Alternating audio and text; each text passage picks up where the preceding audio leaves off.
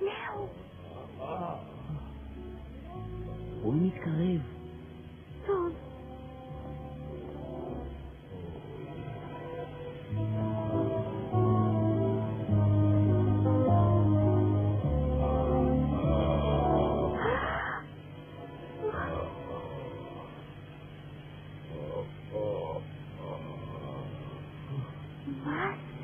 איך אני יכול לדעת מה זה אם את, בעלת השכל, לא יודעת? לי אין שכל, אף פעם לא ראיתי דבר כזה. גם אני אף פעם לא ראיתי יצור כזה. אני מציע שנתקרב. אני מניח שהקול ששמענו הגיע מהאיש הזה. את רואה, צדקתי.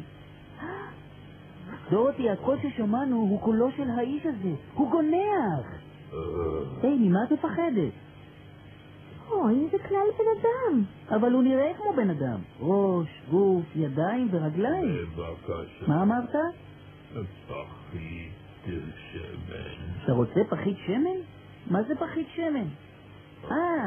זו פחית שמן. הנה. זה דווקא טוב שאין מוח. אתה לא פוחד משום דבר. ומה הוא רוצה עכשיו? עוד שמן בבקשה. עוד שמן. הוא רוצה שנמשיך לשמן אותו. אני אעשה זאת.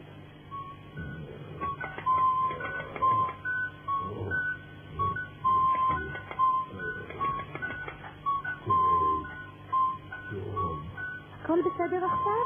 יותר טוב. יותר טוב. הוא זב. הוא יכול להניע את הפה. תודה רבה. אתה יכול לדבר בברור. אני יכול להניע את ליסטותיי, לכן אני יכול לדבר. אבל לאחר שעמדת בלא תנועה בגשם ובשלג, בוודאי יש בגופך עוד חלקים חלודים, נכון? אתה צודק, בהחלט, בהחלט. אתה יכול להניע את הפה אחרי ששימענו אותו. זאת אומרת שאם נשמן את הצוואר שלך, אז אתה תוכל... צדקתי, הוא יכול להניע את הצוואר. זאת אומרת שאם נמשיך לשמן אותו, הוא יוכל להניע את הכתפיים, הברכיים, הרגליים, הזרועות והידיים, את כל הגוף. תודה. כן?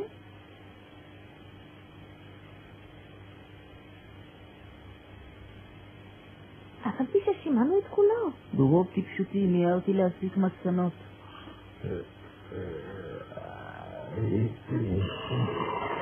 יופי, תראה, הוא בכל זאת זז.